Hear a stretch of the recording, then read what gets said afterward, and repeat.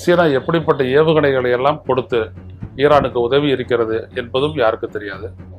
அதே போல வடகொரியாவிலிருந்து தான் பெரும்பாலான ஏவுகணைகளை எல்லாம் பெற்று அதை மேம்படுத்தி பயன்படுத்தி கொண்டு வருகிறது ஈரான் என்பதை நாம் ஏற்கனவே வெளியிட்டிருக்கோம் அந்த செய்தி. ஆக இந்த போர்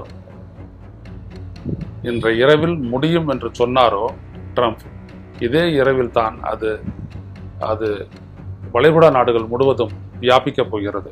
நாட்டுடைய இங்கிலீஷ் சேனல்லாம் கூட அடுத்த 12 மணி நேரத்தில் 12 மணி 49 நிமிடம் இத்தனை செகண்டு அப்படிலாம் சொல்லிட்டு கிளாக்கை போட்டுட்டு இருக்கிறாங்க. போடட்டும். இந்த போரினுடைய போக்கு நிச்சயமாக உலகத்தினுடைய பார்வைக்கு புது புது பாடங்களை எல்லாம் கற்பிக்கும் என்று நிச்சயமாக எதிர்பார்க்கலாம்.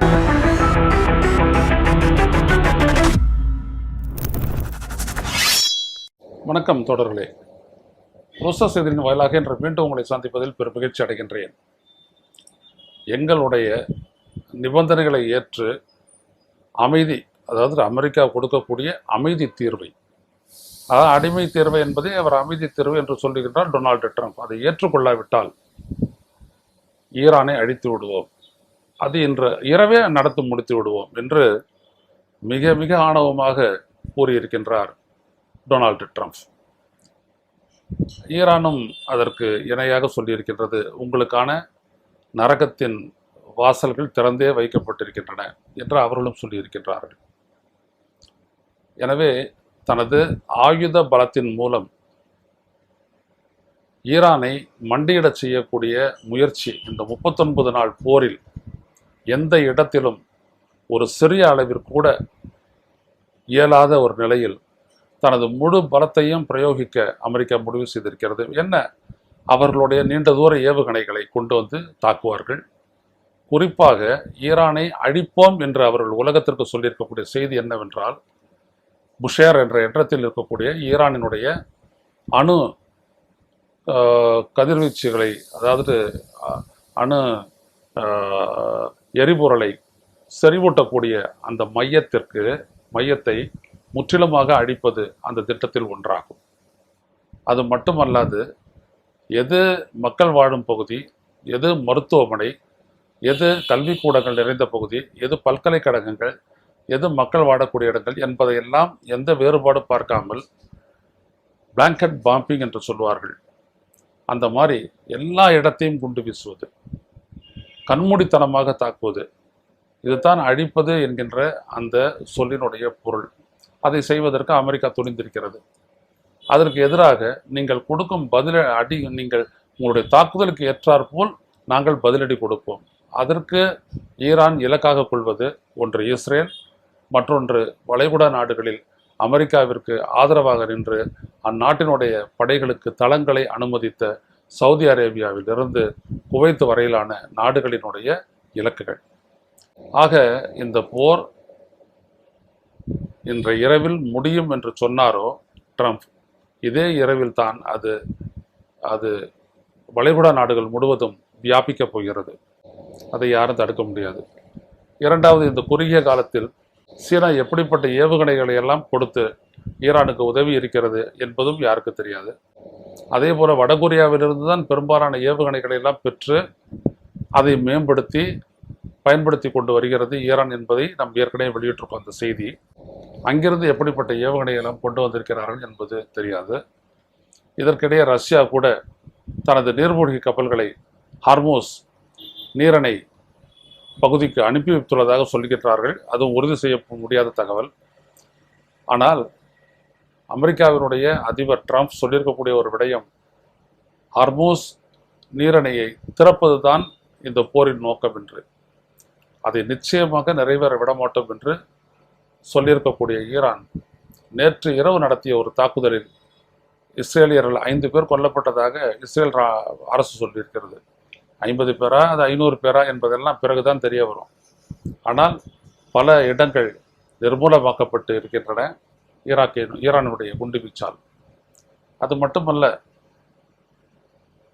அமெரிக்காவிற்கும் இஸ்ரேலுக்கும் ஒரு மிகப்பெரிய அச்சுறுத்தலாக இருப்பது, ஈரான் அரசுக்கு எதிராக அந்த நாட்டு மக்கள் இயக்கம் நடத்தினார்கள், அப்படி இப்படியெல்லாம் சொல்லி அவர்களை எல்லாம் அடக்குவதற்காக ஈரான் நடத்திய தாக்குதலில், ஈரான் அரசு படைகள் நடத்திய தாக்குதலில் ஏராளமான பேர், 1000 பேர் வரை கொல்லப்பட்டார்கள் என்றெல்லாம் சொல்லப்பட்டது. ஆனால் இப்பொழுது அந்த நாடே, ஈரான் நாட்டு மக்கள் அனைவருமே அந்நாட்டு அரசாங்கத்திற்கோடு ஒன்றி நிற்கிறார்கள், ஆதரவாக நிற்கிறார்கள், உறுதியாக அமெரிக்காவினுடைய இந்த போரை எதிர்க்கிறார்கள்.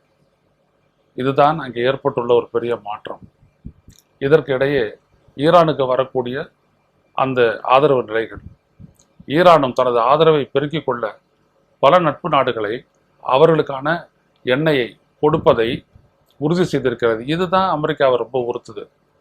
இந்தியாவுக்கு கூட சொல்லியிருக்காங்க அவங்க. இந்தியா, சீனா, ரஷ்யா, வடகொரியா போன்ற நாடுகளுக்கு எங்களுடைய தடையற்ற அந்த எண்ணெய் கப்பல்கள் செல்லும் அப்படின்னு சொல்லியிருக்காங்க. அதனால் எண்ணெய் கப்பல்கள் இந்தியாவுக்கு வந்துக்கிட்டு தான் இருக்குது, கச்சா எண்ணெய் கப்பல்கள் வந்துக்கிட்டு தான் இருக்குது. எனவே இப்படிப்பட்ட ஒரு நிலையில் தான் அந்த நாட்டை அழிக்க வேண்டும், எந்த இடத்துலையும் அது ஜீவனுடன் அதன் பொருளாதார நடவடிக்கைகளை தொடரக்கூடாது என்பதில் அமெரிக்கா உறுதியாக நிற்கின்றது. இதைத்தான் கவனிக்கணும். இது அடிமட்டத்தில் பார்த்தீங்க அப்படின்னோம்னா பியூர்லி ரிலீஜியஸ் ஐடியாலஜிக்கல், அதாவது மதம் சார்ந்த கொள்கை ரீதியான மோதல் தான் இது.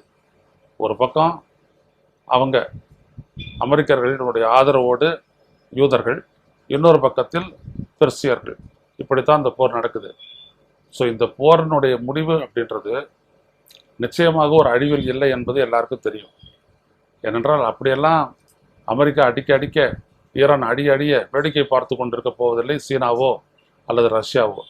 என்ன நடக்கின்றது என்று நாம் பொறுத்து தான் பார்க்க வேண்டும். ஆனால் இது வரைக்கும் பார்த்தீங்கன்னா ராஜதந்திர ரீதியில் இந்த தீர்வை முடிவுக்கு கொண்டு வரக்கூடிய அந்த செயல்பாடுகளில் எந்த முன்னேற்றமும் ஏற்படவில்லைன்னு ட்ரம்ப் சொல்லியிருக்காரு. ஆனால் இதில் ஈடுபடுத்தப்பட்ட ஈரானுடைய அரசு ஆதரவு பெற்ற, அங்கீகாரம் பெற்ற நபர் யார் என்று இன்று வரை தெரியவில்லை. ஆனால் அவரோடு பேச்சுவார்த்தை நடத்துகிறார்கள் என்று ஒரு ஒரு ஒரு தொடர்ந்து அதாவது அது என்ன அதனுடைய நோக்கம் அப்படின்னு இப்படி சொல்வதனுடைய நோக்கம் என்னென்னா, அமெரிக்காவுக்கு நாங்கள் நேரடியாக ஒன்றும் போருக்கு போல, அதற்கு முன்னாடி போதுமான அளவு நேரம் கொடுத்தோம், ரகசியமாக பேச்சுவார்த்தையெல்லாம் நடத்தணும், அதுக்கு ஒத்து வராத பட்சத்தில் தான் இப்படிப்பட்ட ஒரு தாக்குதலை நாங்கள் நடத்துகிறோம் அப்படின்னு சொல்லிட்டு அவங்க சொல்லியிருக்காங்க, சொல்ல போகிறாங்க. இப்படிப்பட்ட ஒரு சூழல் இது உலகத்தில் இருக்க ஒவ்வொரு நாட்டுக்கும் இது ஒரு அச்சுறுத்தல் தான். அமெரிக்கா ஈரானுக்கு எதிராக இன்றிரவு செய்ய போவதை உலக நாடுகள் இப்போ இங்கிலீஷ் நாட்டுடைய இங்கிலீஷ் சேனல்லாம் கூட அடுத்த 12 மணி நேரத்தில் 12 மணி 49 நிமிடம் இத்தனை செகண்டு அப்படிலாம் சொல்லிட்டு கிளாக்கை போட்டுட்ருக்குறாங்க. போடட்டும். இந்த போரினுடைய போக்கு நிச்சயமாக உலகத்தினுடைய பார்வைக்கு புது பாடங்களை எல்லாம் கற்பிக்கும் என்று நிச்சயமாக எதிர்பார்க்கலாம். பொறுத்திருந்து பார்ப்போம். மீண்டும் சந்திப்போம் தொடர்களை. நன்றி, வணக்கம். ஊடகம் கார்ப்பரேட் அரசியல்வாதிகளின் கைப்பாவையாக, அடிமைகளாக இருந்தது போதும். இனி சாட்டை எடுத்து சுழற்றும் நேரம் வந்துவிட்டது.